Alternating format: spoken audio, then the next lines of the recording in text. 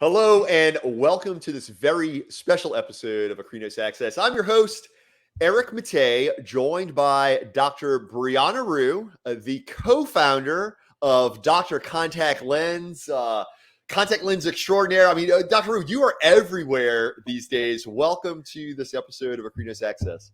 Thank you, Eric. We are excited to be here. Absolutely, and with good reason, because and I shared with you all, this is a very special episode because today is all about this amazing journey that Dr. Rhue and her co-founder Dr. Tabiza have been on with Dr. Contact Lens in making it to the Inc. 5000 list. An amazing achievement, and we could not be more honored to welcome Dr. Rhue here to have a conversation about that. So. Dr. Rhue, how does it feel? Number 41, is that right? Top 50. It's not like y'all didn't just make the list. Top 50 on the Inc. 5000 list. Yeah, it has been, when we applied for the list, we knew we were obviously going to be on there, but we didn't know where we were going to land. And then when they make that announcement and how they make the announcement to all the entrepreneurs and all the dreamers out there is really cool. And then then you have to hold on to it for about 2 weeks before you can even tell anybody.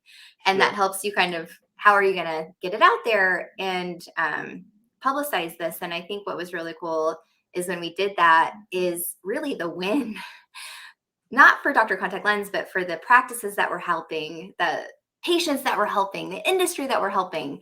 And to be, so high up there is just a testament to what we can do together. And that's what we'll dive into here. Boom. Absolutely love it. Absolutely love it. Okay. So I know I am so looking forward to some of this deep dive into Dr. Contact Lens. But before that, just introduce yourself, for those maybe that are, the optometry students, maybe they're new to the industry, or maybe they've stumbled upon this because they come to know Dr. Contact Lens totally outside of eye care, right? Why don't you share a little bit about yourself as a doctor? Dr. Rhue, share with us a little bit about your eye care journey. What inspired you to become an optometrist and all that great stuff? Yeah, so I like to think I've been an optometrist since about third grade. And it's interesting having a second grader, knowing that was my path at that moment of time, not even knowing it.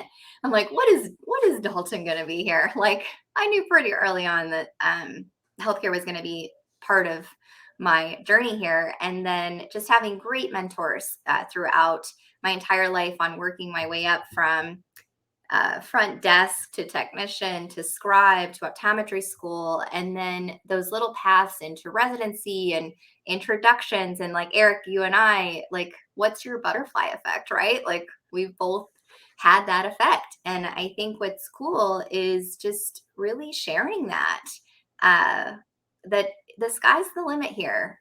When you meet great people and you push yourself forward and you always lead with integrity, that's what we're all here on this earth to do. Absolutely. Is take care of one another. Absolutely. Love it. Love it. So you always knew you wanted to get into healthcare. You fell in love with optometry. Where'd you go to optometry school? And what year? Nova 2009. Nova 2009. So give us just a quick run through. You come out of optometry school, do a residency. Mm-hmm. It's your clinical hat is pretty full. So tell us about that kind of early career, do the residency. Where did things go after that? Yeah, I got actually in my undergraduate, I got a pre-med minor and a business degree from University of Arizona. Then I went to optometry school at Nova, applied for a residency at the Bascom Palmer Eye Institute. So got in there as number one eye hospital in the country. Then joined a private practice, bought into that private practice in 2015, and then bought out my partner and continuing that legacy as of July 26th. So a lot of moving parts here. Yeah, and congrats. Have my husband Josh, who's a huge supporter, and two little ones at home that are 7 and soon to be 2, and Dr. Contact Lens, and then getting to have these conversations and patient care and the practice and all of it. So yeah, the sky's the limit. Love it. Love it. Okay. So now let's roll the sleeves up although my sleeves are already rolled. I'm Let's not surprised. let's talk Dr. Contact Lens. And if you would please, Dr. Rhue, for starters, just for those maybe that are not aware of Dr. Contact Lens, what is it? Yeah, that's a great question. So, what Doctor Contact Lens is, where Jen and I came together, is to say, okay, where is this industry going? Where is practice going to be? Where are patients going to want to be? And how can we be a part of this for the future? Not just now, not 2 years from now, not 10 years from now, but how can we be that stipend of a relationship? And we both bought into existing practices that have been around for 35 years. Jen bought one that had been around for 45 years in the community. So, how do we perpetuate that forward and keep the doctor patient relationship at the center? One thing that came up time and time again was contact lenses, right? We're doing 90% of the eye exams, yet only capturing 50% of the sales. So, we're doing all the heavy lifting, getting it to the 1 yard line. And then what? Like, this patient relationship just vanishes for somebody else to pick it up. And so, being president of our local society at that point, knowing that the FTC rule was coming, we needed to digitize this, and everything out there that was out there was just broken. It wasn't patient centric, it wasn't staff centric, it wasn't practice centric, it wasn't doctor centric. And so we flipped it on its head and said, what's going to make these practices successful is that patient. And so that's where we are. So we are a marketing and ordering platform that makes it easy for you to connect with your patients and sell them contact lenses. And you do all that. That's our motto, is your practice, your patient connected. And so we're part of that cog in the wheel to keep you front and center so you can invest in your patient and invest in your practice and invest in your staff. It's absolutely amazing because and this, I'm a huge fan. It's all about stakeholder centricity, right? And when you've got some, as a matter of fact, look, when we look at the modern eye care practice and all these dynamic changes around, scope of care and in marketing and competition and alternative ways for patients to get care, to purchase materials, what have you. It's fascinating that what you all have created here is something that truly, truly serves all of the key stakeholders, that being patients, practices, and people, right? And it's a big common theme through all of this. And I say that knowing full well also what the software does. We've got many practices that Akrinos works with that use Dr. Contact Lens, and we see firsthand the results. I mean, they absolutely speak for themselves. But let's shift gears now and kind of, okay, so that's great. That was kind of a nice, fun marketing piece. Dr. Contact Lens, again, cool platform, y'all. If you want to check it out now, hop on over to drcontactlens.com. But we're gonna have more details how you can reach out to Dr. Rhue later in the conversation. But what I want to do is I want to start digging into some of these areas that the running a tech company. I mean, let's face it, you guys are eye doctors, right? Oh You're eye gosh. doctors. You discover this big gap in the patient journey, this big opportunity for the independent practice. So you're like, okay, we're going to do something about it. But reminder, you guys are eye doctors. We're talking about running a tech company. And that being said, I will say this: you guys were eye doctors. You guys are still eye doctors, and you're also founders of one of the top 50 company on the Inc. 5000 list. I mean, you guys are tech founders. So talk a little about that. I mean, what is it like running a startup? And maybe start with just like talking about like planning, like getting it off the ground, kind of the early, before you even had anybody signed up. Like, where do you start with something like this?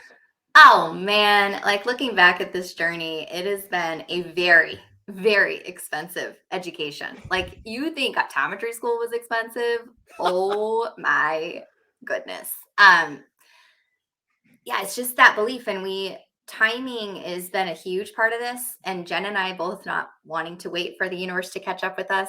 That's been probably the hardest part of this journey, is just the Okay, timing and we're wanting going. everything, yesterday. So we've really had to pull each other back and kind of live in these experiences and live in these moments, because there's been thousands, Eric, when I tell you, thousands of no's, from EHR companies to colleagues to vendor relationships to integrations, and even when we were trying to get this launched, I mean, money just taken from us. Like it hurt a lot. But that again is part of the learning experience, and we picked ourselves back up. We knew that we had an idea and we went for it.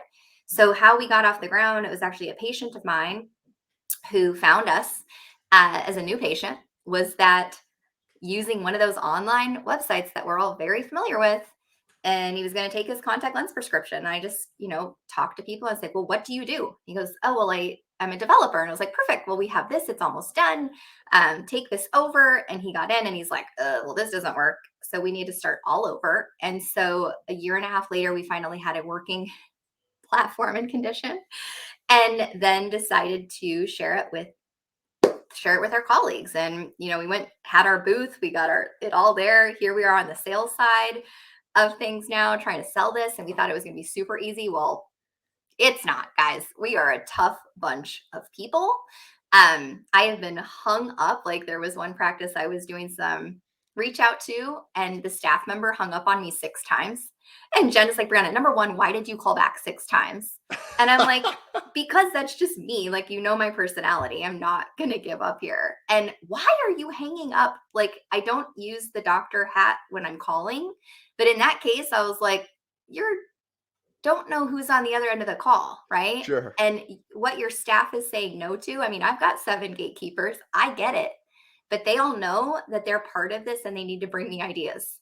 They can't just shut everything down. Not to let them know I'm going to sponsor an event for you and you can't give me 2 minutes of your time. Like, guys, this whole industry is held up by your vendor relationships.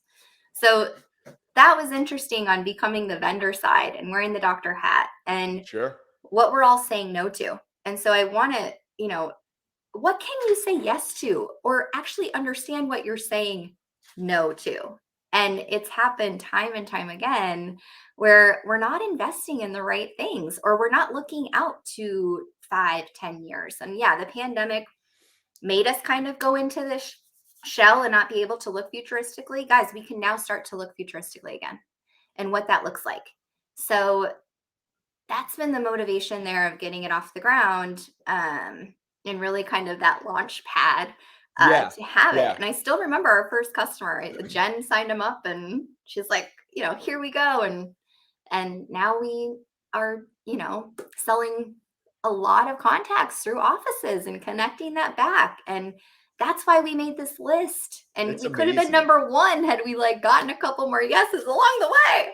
Question. You said you guys are helping a lot of offices sell a lot of contact lenses. Do you guys publish this number? I mean, can folks go and kind of like see what some of these stats are, or can you share, or is that like private or I mean, it just goes like, we've got some locations that are selling like 25 orders a month. We've got others that are selling 500, 600, or doing 5 to 600 orders a month. And so really the gamut is there. And so it's not just about the tech that we're selling, it's about the process. And you have yeah, 2 founders that have 2 incubators or 2 places where we trial and test everything before we roll it out.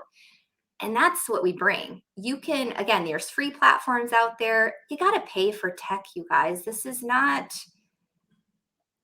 that's how we invest back in you, right? And sure. if something is free, you're the product, right? That's why Dr. Contact Lens is not free. And that allows us to invest back in you. And you have to get your staff on board too. So that's what makes us different, is it's not just the tech. The tech just has to work, right? Sure. But it's about the process, and it's Yeah, about the people. So that's what makes us different. absolutely. And I think what you're touching on there also, Dr. Rue, really speaks a lot to the broader value that Dr. Contact Lens is providing. As a matter of fact, by the way, I don't know if everyone kind of caught that when she did share some of those numbers. I mean, they've got practices that are, doing maybe 25, 30 orders a month. They got practices doing 500 and 600 orders a month. I know I can speak because we've got many Akrinos clients that Dr. Contact Lens, I mean, y'all, it's insane. Like, the numbers truly speak for themselves. As a matter of fact, I think we probably reach out to our friends at, I don't know, Edge Pro or another dashboard analytics. And like you could probably dig into their data and see clearly, because I know we can see the numbers when Doctor Contact Lens is implemented. But I think it's important though, Dr. Rhue, that we peel this onion back in the context of the hang up. And I'm going to toss this out there, and I'd love to get your take on it. I feel like a lot of folks sometimes are the hang up is not so much the hang up on it, but the fact that it's like information overload, because there are so many moving parts. You and I both know this. You run a practice. We work with practices across the country, right? There's a lot of moving parts to running a practice, right? And in the context of that, there are a lot of decisions to be made in each of said moving parts. Yeah. So, so when we come in with one laser focused solution, it's a matter of getting through the noise. So I kind of want to toss that out there and really get your thoughts on it, because like, in addition to growing this amazing company in Dr. Contact Lenses, you have an amazing practice. You are in patient care. You are a huge advocate in the industry. You're a speaker. You're a supporter of your profession. So, again, that's my 2 cents. I kind of want to get your take. I feel like sometimes I think it's simply a matter of information overload. Yeah. What are your thoughts there? Part of it is bandwidth. Part of it is your leadership on change.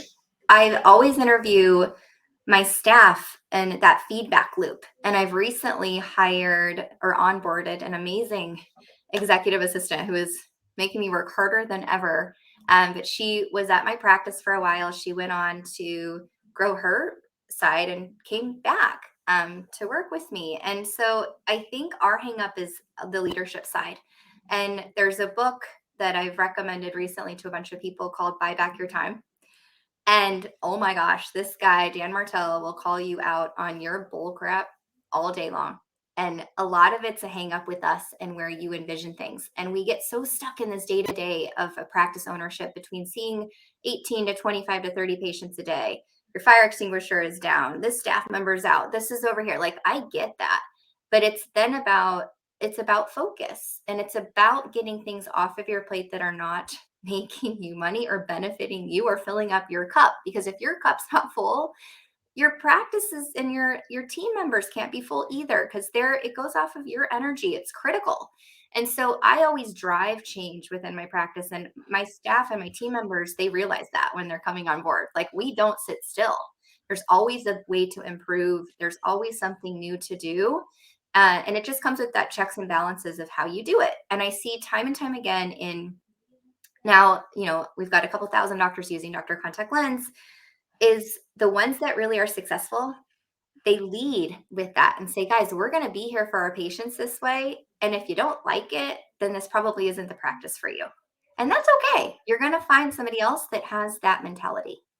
So it's really an abundant thing. And I think that's what's really cool about making the list is this is a huge win for eye care. This is a huge win for healthcare. This is a huge win for technology in healthcare.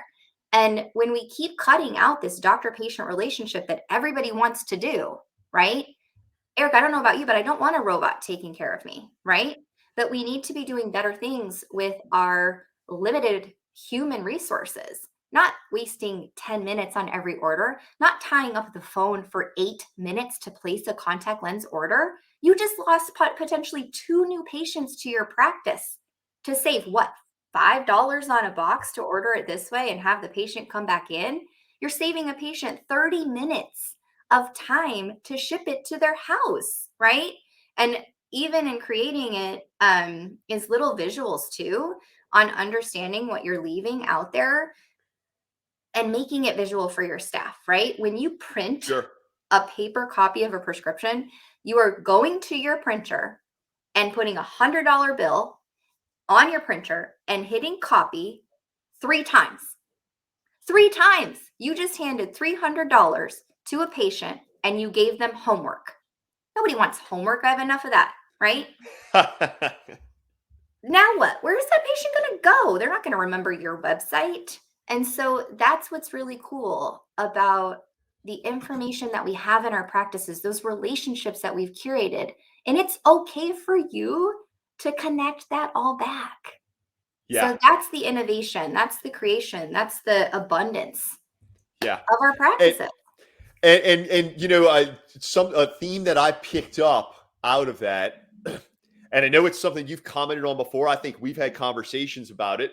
And I know you've made some very thoughtful posts in social media about it, and it's delegation, right? Because there's something you mentioned also in that, and that is that, like, look, as a doctor, there's so much going on, right, in real time between staff, patients, operations, infrastructure, what have you. And I think now more than ever, you're hitting the nail on the head. And that now more than ever, uh, it's it's imperative, if not for like one's own sanity, much less be able to really achieve your biggest potential. But it's Yeah. imperative to find ways to delegate. Right. As a matter of fact, so Steve Alexander dropped a note here. Steve, thanks for tuning in. Steve's tuning in here on LinkedIn.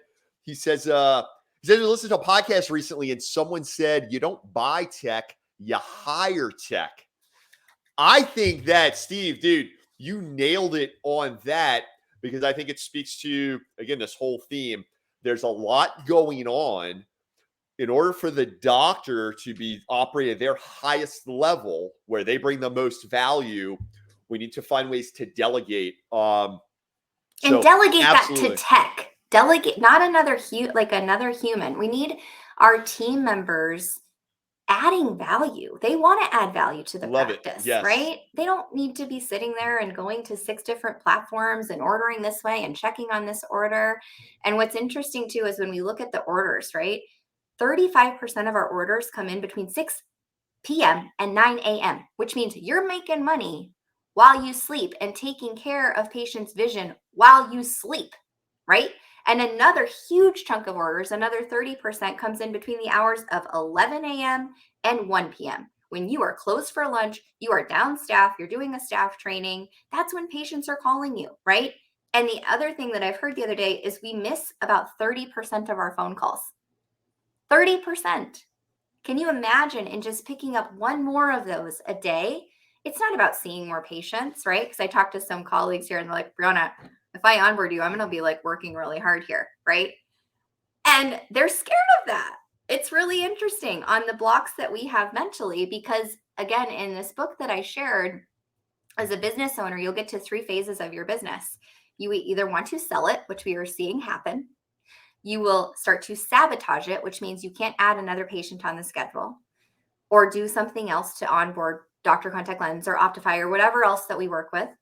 And you can't, or you will start to sabotage yourself and your family and your friends. Or it's a combination of all 3. And full transparency, I've done all those, right? So it's about leveraging what you have and your time and your investment in your profession, your investment in you. And success looks different to everybody, right? That's fine. But start to really dream and be in that dreamland again of why you went to optometry school, to take care of people's vision. Because right now we're inhibiting ourselves from taking care of ourselves and our own vision for taking care of patients. So when you, again, like what Steve said, when you hire tech, and we're the cheapest employer you're ever going to have, man. Sometimes I do talk back. I'm not going to lie. But because I'm holding myself to that level too, right? And everybody knows I wear my heart on my sleeve. You will get authentic Brianna, whether you like that or not. That's it. Probably gets me sometimes, but So it's just that passion. And that is a common. I've come to know you very well. I've known you for a long time. That is a common theme in everything you bring, is that passion, that authenticity, that go for it. You and Dr. Jenn Tabiza put that passion and authenticity into your idea. Number 41 on the Inc. 5000 list. That's amazing. So why don't you share? And I know I feel like we can keep going all afternoon, but I definitely want you to share just a little bit about Dr. Contact Lens. Excuse me, not Dr. Contact Lens, the Inc. 5000 list. Yeah. Why don't you give our audience a little understanding of that? Like, exactly, like, so what is this? How does a company qualify? And then elaborate on how you guys got. I mean, you didn't just like make the list. It's like you're 49.99. Like y'all were top 50.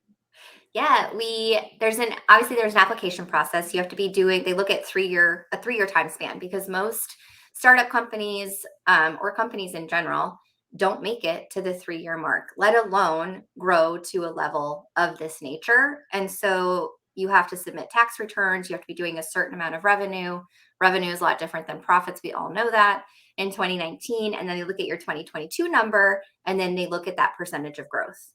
And It's amazing. what's really amazing about all this is reflecting back on it is, again, this is a win for, it's not Dr. Contact Lens didn't win this award, right? It's healthcare won this award, healthcare tech won this award, optometrists won this award, patients won this nomination, and where we landed. It just shows that when we strive to push together, because the patients again are pushing this forward, and we're the ones kind of holding it back and legislating ourselves out of stuff and saying no and not being there. But the practices that are doing that and that have said yes, they're in that category. They are top 50, right? And that's, I think, what's magical about this, in being able to put ourselves back in that ring, back in that core business, not only for yourself as a doctor, but in that exam room, right? That patient says, this is the best eye exam I've ever had. Can I have a copy of my prescription? Well, that was fun, right? But what's cool is I can, again, go on offense instead of, please order from me. I'm a little business. You have this rebate, right? That's terrible. Nobody wants to hear that. Nobody wants to live in that, especially in a dark room all day. Like, oh man, right? Then that staff member gets up there, tries to have the same conversation. That patient shoots them down. And now what do they do, right? And so that's where, when we meet the patient where they want to be met, when you get your staff members on board with this vision, that's where it's just awesome. It's so awesome to see. And that's, again, where it's not just the Dr. Contact Lens technology, it's what you're bringing into your practice. Where can you leverage this information? Where can you take control of your practice? Where can you take control of these relationships where you're not the pawn in the system anymore? Yeah. That's the inspiration. Yeah. Love it. Love it. Proactivity, y'all. I mean, that's proactivity, right? Proactive in your leadership. And we were talking about this earlier, right? Hey, delegate. You got to be proactive, owning your time, taking your time back. Proactive in how you lead yourself, but proactive in how you lead your team, and proactive in making decisions, Yeah. So in the last couple of minutes, Dr. Rhue, why don't you just share, like, you do a lot of writing and a lot of speaking. Why don't you just share kind of like your thoughts on how you see things unfolding? I mean, so here we are, it's 2023. There's a lot of crazy cool things going on in eye care, a lot of crazy cool things going on in consumer behavior. You are all about patient-provider relationship. Mm-hmm. So how do you see that continuing to evolve? And really, I guess, what do practices need to do, and what can they do today to be positioned for the ongoing evolution? That's a great question. What's interesting where I get to sit is obviously that doctor mentality and then that entrepreneur mentality. And I will tell you, it's hard to turn some of this off sometimes on that doctor of like, this is how I want this relationship to be. This is the value. This is the importance. Like, what if that diabetic comes in and we miss it? Like, we get hung up on these zebras, right? They're good zebras and they're valuable zebras because we are, at the end of the day, taking care of another human who's somebody's mom, somebody's dad, somebody's aunt, somebody's son. Like, right? There's this compassion part. And it's hard to shut that off when it comes to innovation. And so I think that's where we're leading too heavily, in pushing ourselves away from not thinking of what the patient really wants or is asking for. Yeah. That's, again, where we can enable this to grow. So the next couple of years, if we continue to push this stuff down, people are trying to cut us out, guys. And you don't have to let that happen. We can be part of these conversations. We can show more value to our patients on how we want them to do business with us and not get hung up on these what ifs. And this patient came in here and they were able to order right before their due date. And now it's like this, a lot of zebras going on, man. So we got to get onto this ride together. Like, let's giddy up Yeah. Yeah. And it's just so abundant. Our practices are so abundant. Patients love us, and we need to love them back by allowing Absolutely. them to do business with us. So Yes. that's And why my passion when speaking is not only innovation here, but innovation in the tech. And like we're bringing on, investing in new technology for the practice, for like diagnosis equipment and things like that, but not leveraging the patient information. And people are picking that up, guys, and we're giving it to them for a 5% rebate. Where do you think that's going to go? Right? So sure. again, it's about that control that you have. You have the power of the pen, you have the power of the relationship. You have the power to live your best life and not give it to somebody else. And we're just doing that. And so that's, I think, where if I can inspire anybody to just live your best life. And I don't know what that looks like to you. It looks different to you than it does to me, and that's fine. But make sure it's what you want, because a lot of us just own a job. We don't own a business. And when you invest in things like Dr. Contact Lens and invest in your patients and invest in your team members, it's amazing. Yeah. And I tell you, and Dr. Rhue, I mean, like, it's incredible solution that you all have built, yourself and Dr. Jenn Tabiza have built in Dr. Contact Lens. Thank you so much also for joining us on this conversation to celebrate this amazing achievement. I mean, it's truly huge. Dr. Contact Lens making the Inc. 5000 list.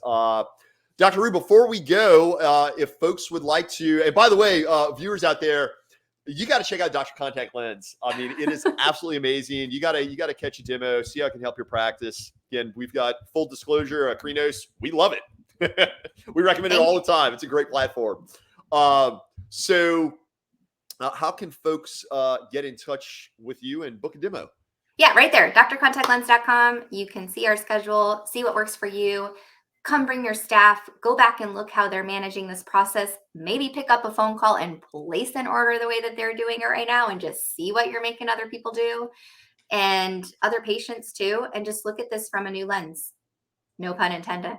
Oh, I see what you did there. Well, Dr. Brianna Rhue, congratulations again to yourself and Dr. Tabiza and the whole team at Dr. Contact Lens. Y'all check out drcontactlens.com and connect with Dr. Rhue also. Find her on LinkedIn. And definitely, you got to see what she's up to. A lot of really cool stuff. If you're looking for more great, inspiring, modern eye care content like this, subscribe to the Akrinos YouTube channel. Follow us on the socials and check out all the great stuff we got going on at Akrinos.com. On behalf of our team at Akrinos, Dr. Rhue, thank you so much for joining us. Thank you, Eric, and we'll see everybody soon. Woohoo!